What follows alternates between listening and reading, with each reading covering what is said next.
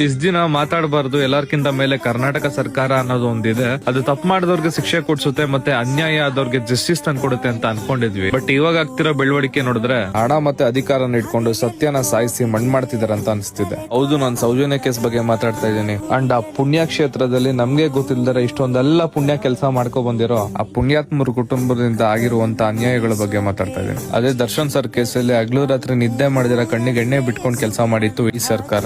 ಅಲ್ಲಾಗಿರೋ ಒಂದು ಕೊಲೆಗೆ ಅಷ್ಟು ಕೆಲಸ ಮಾಡಿದವರು, ಇಲ್ಲ ಆಗಿರೋ 100 ಕೊಲೆಗಳು ಅನ್ಯಾಯಗಳಿಗೆ ಏನಕ್ಕೆ ಒಂದೊಂದು ಹೆಜ್ಜೆ ಇಡಕ್ಕೂ ಕೂಡ ರಾಹುಕಾಲ ಗುಳಿಕಾಲ ನೋಡ್ತಿದೆ ಅಂತ ಗೊತ್ತಾಗ್ತಿಲ್ಲ.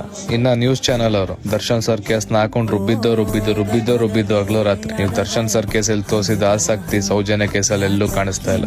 ಎಲ್ಲ ಮೀಡಿಯಾದವರು ಕ್ವಶನ್ ಮಾಡಿ ಗವರ್ಮೆಂಟ್ ಅವ್ರನ್ನ, ಅವಾಗ ಅವ್ರಿಗೂ ಪ್ರೆಷರ್ ಜಾಸ್ತಿ ಆಗಿ ಬೇಗ ಕೆಲಸ ಸ್ಟಾರ್ಟ್ ಮಾಡ್ತಾರೆ. ದುಡ್ಡು ನಾಸೆಗೋಸ್ಕರ ಅನ್ಯಾಯಗಳನ್ನ ಮುಚ್ಚಾಕ್ತಿರೋ ಮೇಲಿನ ಅಧಿಕಾರಿಗಳು ಯಾರ್ಯಾರಿದ್ದೀರಾ, ಕಾನೂನು ಬಿಟ್ರು ನಿಮ್ನ ಕರ್ಮ ಅನ್ನೋದ್ ಬಿಡಲ್ಲ. ಒಂದ್ ವೇಳೆ ಯೋಚನೆ ಮಾಡಿ, ಅಲ್ಲಾಗಿರೋ ಹೆಣ್ಮಕ್ಳಲ್ಲಿ ನಿಮ್ಮನೆ ಹೆಣ್ಮಕ್ಳು ಯಾರೋ ಒಬ್ರು ಆಗಿದ್ರೆ ನಿಮ್ಗೆ ಹೇಗಿರೋದು ಅಂತ. ಒಂದು ವೇಳೆ ಈ ಅನ್ಯಾಯಗಳಾಗಿರುವಂತ ಮನೆಗಳಿಗೆ ನ್ಯಾಯ ಸಿಕ್ಕಿಲ್ಲ ಅಂತಂದ್ರೆ ಮೈ ಡಿಯರ್ ಸತ್ ಪ್ರಜೆಗಳೇ, ಒಂದು ತಿಳ್ಕೊಳ್ಳಿ, ಈ ಕಾನೂನು ಸುವ್ಯವಸ್ಥೆಯಲ್ಲಿ ಯಾವತ್ತೂ ಕೂಡ ನಿಮ್ ಕುಟುಂಬ ಸೇಫ್ ಆಗಿರುತ್ತೆ ಅಂತ ಅನ್ಕೊಳಕ್ಕೆ ಹೋಗ್ಬೇಡಿ. ಮುಂದೆ ಒಂದಿನ ದುಡ್ಡು ಅಧಿಕಾರ ಅನ್ನೋ ದುರಂಕಾರ ತಲೆಗೆ ತುಂಬಿರೋರಿಂದ ನಿಮ್ಮನೆಯವ್ರಿಗೆ ತೊಂದರೆ ಆಗ್ಬಾರ್ದು ಅಂತಂದ್ರೆ ಕಂಡವ್ರ ಮನೆಗೆ ಅನ್ಯಾಯ ಆದಾಗ ನೀವು ಕೂಡ ನ್ಯಾಯ ಕೇಳಕ್ ಶುರು ಮಾಡಿ. We want justice.